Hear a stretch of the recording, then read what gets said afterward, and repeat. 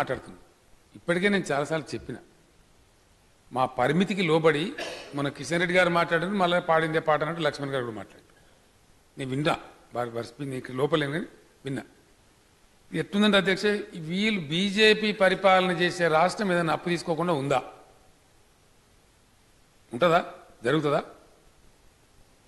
Market borrowings అనేది it's part of budget యొక్క భాగం. అధ్యక్ష, కేంద్రం ఇలా దేశాన్ని పరిపాలించే కేంద్రం భారతీయ జనతా పార్టీ డైరెక్ట్ పవర్లో ఉంది అధ్యక్ష. నేమ్సేక్ ఎన్డీఏ ఉన్నా వాళ్ళు సొంతంగా మెజార్టీ కలిగి ఉన్నారు. మొత్తం మన దేశం యొక్క జీడిపి 167 లక్షల కోట్ల కింద లెక్క. 167 లక్షల కోట్లు, 1,67,000 crores కంట్రీ జీడిపి. ఉన్నటువంటి అప్పుల అధ్యక్ష 82 లక్షల కోట్లు, అంటే 49.5%. కంట్రీ జీడిపిలో 49.5% ఇలా దేశాన్ని పరిపాలించే భారతీయ జనతా పార్టీ ప్రభుత్వం అప్పు చేసింది. గత 3 సంవత్సరాలలో మోడీ గారి ప్రభుత్వం తీసుకున్న అప్పుల అధ్యక్ష 2016-17లో 5,35,618 crores, 2017-18లో 5,94,849 crores, 2018-19లో 6,24,276 కోట్లు.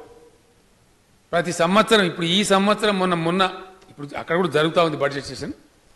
ఆర్థిక మంత్రి జైట్లీ గారు బడ్జెట్లో చెప్పిన చెప్పుడు ఇది నా కవిత్వం కాదు, నేను చెప్పే ఫిగర్స్ కాదు. మీరు కూడా బడ్జెట్ గవర్నమెంట్ ఆఫ్ ఇండియాని కొడితే దానిలో వస్తే చూసుకోవచ్చు.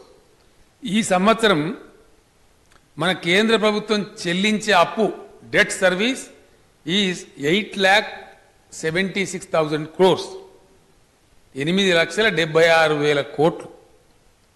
ఇది అప్పు అధ్యక్ష. సెంటర్ 49.5% జిఎస్డిపికి 49.5% అప్పున్నది. బట్ వేరే తెలంగాణ స్టేట్ జిఎస్డిపికి అక్కడ వాళ్ళ జీడిపిలో 49.5% వాళ్ళు ఉన్నారు, మన జిఎస్డిపిలో 21% తెలంగాణ ఉన్నాం అధ్యక్ష. అది కూడా కేంద్ర ప్రభుత్వమే తెచ్చినటువంటి ఉదయ్ పథకం, అదో 9,000 కోట్లు మా మీద పడ్డది. మేము తీసుకున్న అప్పు కాదు, కేంద్రం తెచ్చిన స్కీమ్లో భాగంగా డిస్కామ్ల కోసం ఒక 9,000 crores ఆ సెంట్రల్ పాలసీ ప్రకారంగా మా మీద పడ్డది. అది కలిపితే ఇది, లేకపోతే 19% దాటలే. దీన్ని అప్పులు చేసిండ్రు అని మాట్లాడతారు. ఇంకోటి ఏంటంటే అధ్యక్ష, అది 1950s మాట అండి ఈ అప్పుల సంగతి. ఎందుకంటే ఎవరో కమ్యూనిస్టుల పార్టీ మాట్లాడితే గమ్మతి అనిపించింది జనానికి. అమెరికా యొక్క జీడిపి అధ్యక్ష, వాళ్ళు మొత్తం wealth of America is considered to be about $14 trillion, $14 trillion. వాళ్ళ అప్పులు దానికని కొద్దిగా ఎక్కువనే. జపాన్ తన జీడిపి కంటే 300%, 250% లోన్స్ ఎక్కువని. ఆ రెండు కూడా మరి బుద్ధి తక్కువ దేశాలని అధ్యక్ష. ఏంటండి వీడియో నచ్చిందా? అయితే ఓ లైక్ వేసుకోండి, లేదంటే ఓ కామెంట్ చేయండి. ఎప్పటికప్పుడు మా వీడియోస్ చూడాలంటే సబ్స్క్రైబ్ చేసుకోండి.